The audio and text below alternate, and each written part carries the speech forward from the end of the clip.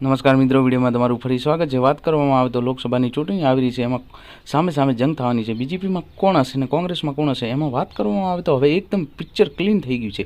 કોંગ્રેસના ઉમેદવાર એવા ગેનીબેન ઠાકોર છે અને બીજેપીના ઉમેદવાર એવા રેખાબેન ચૌધરી છે।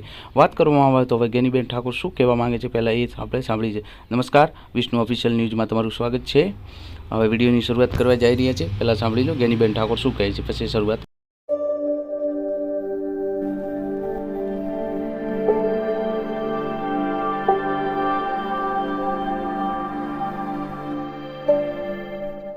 સૌ પણ એક બેન તરીકે જયારે તમારી પાસે આવીશું વિનંતી કરવા, ત્યારે આમ તો મેં અવારનવાર તમામ પ્રસંગો મીડિયા વાળાએ પણ કીધું છે અને આજે પણ આ ટિકિટ મળતા પહેલી વખત કહું છું કે આપણે ઘરે કોઈ સારો પ્રસંગ હોય, રૂડો પ્રસંગ હોય તો આપણી સંસ્કૃતિ, ભારતીય સંસ્કૃતિ પ્રમાણે બેન દીકરીને ત્યાં મામેરું લઈ જવા માટેની પ્રથા છે।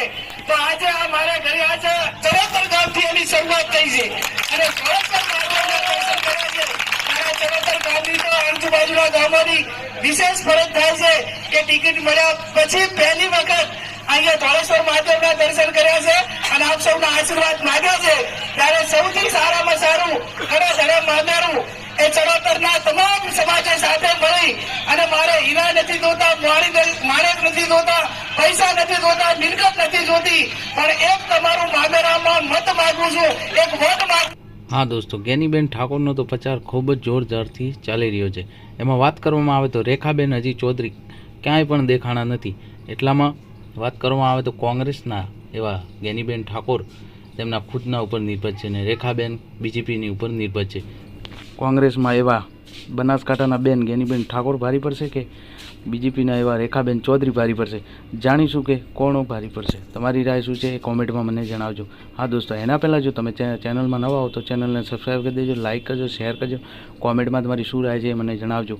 ને હા દોસ્તો, સબસ્ક્રાઈબ કર્યા પછી જો અમે નવા વિડીયો નાખો તો તમારા સુધી જલ્દી પહોંચે।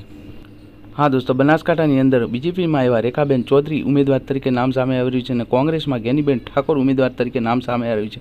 વાત કરવામાં આવે તો એટલા કોંગ્રેસની અંદર સમર્થનમાં છે આમ આદમી પાર્ટી અને ગોપાલ ઇટાલિયાએ શું ટ્વીટ કર્યું છે આપણે જાણીશું આ રિપોર્ટની અંદર। ગુજરાતમાં હવે લોકસભા ચૂંટણી કોંગ્રેસના સમર્થનમાં હવે ગઠબંધન કરશે આમ આદમી પાર્ટી અને બનાસકાંઠાની જંગમાં મહિલા સામે મહિલા ઉમેદવાર લડવાની છે અને બનાસકાંઠામાં કોણ આવશે આપણે જાણીશું અને બીજેપી આવશે કે કોંગ્રેસ આવશે, સંપૂર્ણ જાણકારી આ રિપોર્ટની અંદર આપણે જાણીશું। બનાસકાંઠાની અંદર કોણ આવવાનું છે તેના પહેલાં ટ્વીટ કરી છે ગોપાલ ઇટાલિયા, તે ભવિષ્યવાણી કરી છે કે ગોપાલ ઇટાલિયાએ એવું ટ્વીટ કર્યું છે કે ગેનીબેન ઠાકોરને શુભકામના આપી દીધી છે। હજી તો ચૂંટણીની શરૂઆત નહીં થઈ, તેના પહેલાં ટ્વીટ કરીને તેમને શુભકામના આપી દીધી છે। વાત કરવામાં આવે તો બનાસકાંઠાની અંદર ગેનીબેન ઠાકોરનું વિજય ભવન નિશ્ચિત થવાનું છે। લોકસભાની ચૂંટણી હજી શરૂઆત નહીં થઈ, એના પહેલાં આવી રીતે ટ્વીટ કર્યું છે, તે પણ પહેલાંથી ભવિષ્યવાણી કરી દીધી છે। આપ સૌ જાણો છો કે ગેનીબેન ઠાકોર સામે આવી રણચંડી રૂપે કામ કરે છે અને ગેનીબેન ઠાકોર એવા શંકરભાઈ ચૌધરીને પણ હરાવી શકે। ગેનીબેન ઠાકોર પોતે તેમની વાતને કામ અને ચર્ચામાં રહે છે, તેઓ લઈને ગેનીબેન ઠાકોરને ટ્વીટ કરવામાં આવ્યું છે કે ડર કે શરમ વગર તેઓ કામ કરે છે અને સાફ બોલે છે। તેઓ લખે છે કે તમામ નેતાઓ મલાઈ ખાવા અને રૂપિયાવાળા બનવા માટે ભાજપામાં મળે છે અને દોડ લગાવે છે। ગેનીબેન ઠાકોર ખડકમ યોદ્ધા 2024માં જીતે એવી જનતાની ખરી જીત કહેવાય। હા દોસ્તો, 2024 લોકસભાની ચૂંટણીની અંદર ગોપાલ ઇટાલિયાએ તો તેમને ભવિષ્યવાણી કરી નાખી છે પહેલાંથી। આપણનું કેવું શું થાય છે એ મને કોમેન્ટમાં બતાવજો, કોણ હારશે અને કોણ જીતશે। બસ દોસ્તો, મારા વિડીયોને અહીંયા જ પૂર્ણ વિરામ આપું છું। એના પહેલાં જો મારી ચેનલને સબસ્ક્રાઈબ કરી દેજો, લાઇક કરજો, શેર કરજો અને કોમેન્ટમાં તમારી શું રાય છે એ મને જણાવજો।